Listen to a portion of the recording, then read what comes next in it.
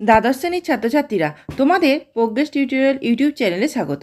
আজকের ভিডিওতে রাষ্ট্রবিজ্ঞানের দ্বিতীয় বিশ্বযুদ্ধ পরবর্তী পর্বের আন্তর্জাতিক সম্পর্ক অধ্যায় থেকে অতি সংক্ষিপ্ত প্রশ্নোত্তর আলোচনা করছি, তাই প্রথম থেকে শেষ পর্যন্ত ভিডিওটি দেখতে থাকো। এই চ্যানেলটিকে সাবস্ক্রাইব করে সঙ্গে থেকো, যাতে এই শেষ মুহূর্তের গুরুত্বপূর্ণ ভিডিওগুলি চ্যানেলে আপলোড করার সঙ্গে সঙ্গে তোমাদের কাছে নোটিফিকেশান পৌঁছে যায়। এই ভিডিওগুলি বন্ধুদের মধ্যে শেয়ার করো, যাতে তারাও জানতে পারে। একের দাগে প্রশ্নটি দেখো, গ্লাসনস্ত বলতে কি বোঝো? উত্তর, গ্লাসনস্ত বলতে মুক্ত মনা হওয়ার জন্য ব্যাপক গণতন্ত্রের প্রতিষ্ঠাকে বোঝায়। দুইয়ের দাগের প্রশ্নটি দেখো, বান্দুং সম্মেলনে গৃহীত নীতিগুলি কী নামে পরিচিত? উত্তর, বান্দুং এর 10টি নীতি। তিনের দাগের প্রশ্নটি দেখো, কমিউনিফর্ম গঠনের উদ্দেশ্য কী ছিল? উত্তর, বিভিন্ন দেশের কমিউনিস্ট পার্টির কাজকর্মের মধ্যে সমন্বয় সাধন করা।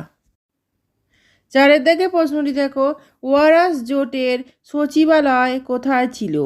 কটি দেশ যোগদান করেছিল? উত্তর, মস্কোতে। পাঁচের প্রশ্নটি দেখো, ভারত ও চীনের মধ্যে পঞ্চশীল চুক্তি কবে অনুষ্ঠিত হয়? উত্তর, 1954 সালে। ছয়ের দাগের প্রশ্নটি দেখো, জোট নিরপেক্ষ দেশগুলির প্রথম সম্মেলন কোন শহরে অনুষ্ঠিত হয়? উত্তর, কায়রো। সাতের দাগের প্রশ্নটি দেখো, জোট নিরপেক্ষ দেশগুলির প্রথম সম্মেলন কোন বছর অনুষ্ঠিত হয়? উত্তর, 1959 সালে। দশের দাগের প্রশ্নটি দেখো, মার্শাল পরিকল্পনার উদ্দেশ্য কী ছিল? উত্তর, যুদ্ধ বিধ্বস্ত ইউরোপকে অর্থনৈতিক দিক থেকে স্বাবলম্বী করে তোলাই ছিল মার্শাল পরিকল্পনার উদ্দেশ্য। 13 দাগের প্রশ্নটি দেখো, ন্যাটো চুক্তি কবে স্বাক্ষরিত হয়? উত্তর, 1949 সালের 4 এপ্রিল। 15 দাগের প্রশ্ন দেখো, কিউবাতে কার নেতৃত্বে সমাজতন্ত্র প্রতিষ্ঠিত হয়? উত্তর, ফিদেল কাস্ত্রে। এই ধরনের ভিডিওগুলি পেতে চ্যানেলটি অবশ্যই সাবস্ক্রাইব করে রেখো এবং বেল আইকন প্রেস করে অল নোটিফিকেশন অন করে রেখো এবং ভিডিওটিকে লাইক, কমেন্ট, শেয়ার করো। 16 দাগের প্রশ্নটি দেখো, দাঁতাত কি? উত্তর, মার্কিন যুক্তরাষ্ট্র ও সোভিয়েত ইউনিয়নের মধ্যে পারস্পরিক দ্বন্দ্বের পরিবর্তে সহযোগিতার বাতাবরণ সৃষ্টিকে দাঁতাত বলে। 17 দাগের প্রশ্নটি দেখো, কার নেতৃত্বে সমাজতান্ত্রিক জোট গঠিত হয়েছিল? উত্তর, সোভিয়েত ইউনিয়নের নেতৃত্বে সমাজতান্ত্রিক জোট গঠিত হয়েছিল। 18 দাগের প্রশ্নটি দেখো, মিত্রশক্তি কোন কোন দেশকে নিয়ে গড়ে উঠেছিল? উত্তর দেখো, ব্রিটেন, ফ্রান্স, আমেরিকা ও সোভিয়েত ইউনিয়ন। 19 দাগের প্রশ্নটি দেখো, অক্ষশক্তি কোন কোন দেশকে নিয়ে গড়ে উঠেছিল? উত্তর, জার্মানি, ইটালি, জাপান ও স্পেন। 20 দাগের প্রশ্নটি দেখো, মিত্রশক্তির মধ্যে কোন সমাজতান্ত্রিক দেশ ছিল? উত্তর, সোভিয়েত ইউনিয়ন।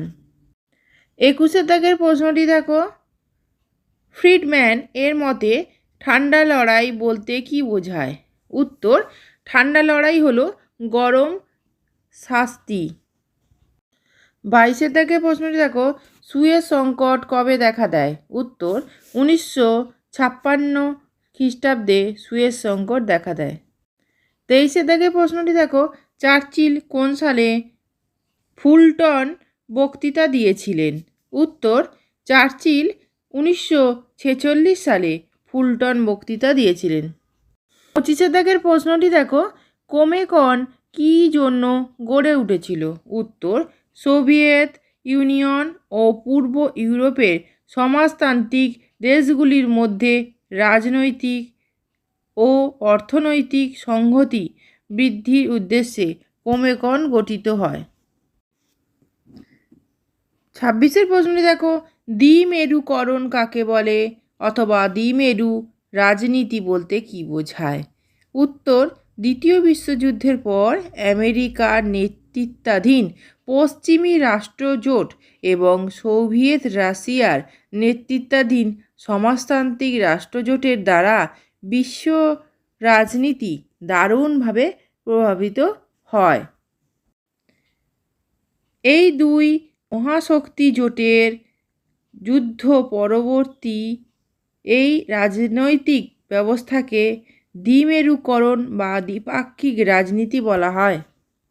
27 প্রশ্নটি দেখো, দাঁতাত ও ঠান্ডা লড়াই এর মধ্যে প্রধান পার্থক্য কী?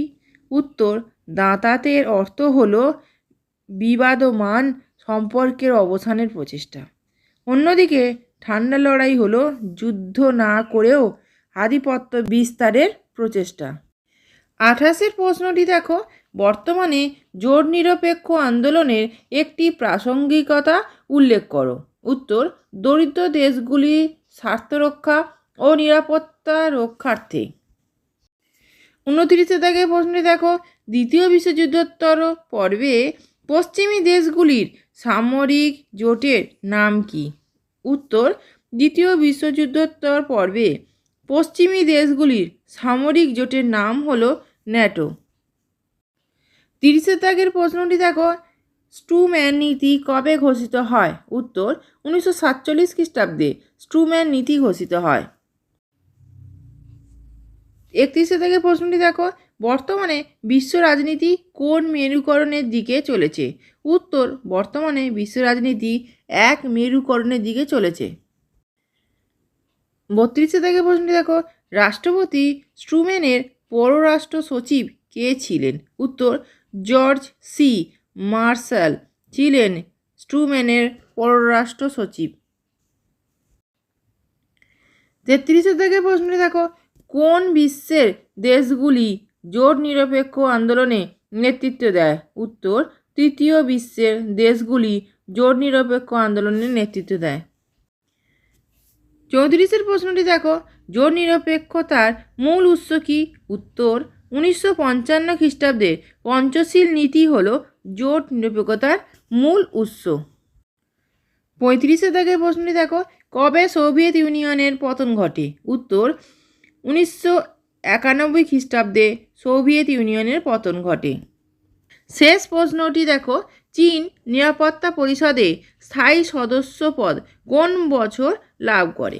উত্তর, 1971 সালে। এই ভিডিওটি যদি ভালো লেগে থাকে তাহলে অবশ্যই লাইক, কমেন্ট ও শেয়ার করো এবং চ্যানেলটিকে অবশ্যই সাবস্ক্রাইব করো। প্রোগ্রেস টিউটোরিয়াল ফেসবুক পেজটি লাইক ও ফলো করো। ধরে রেখো। ধন্যবাদ।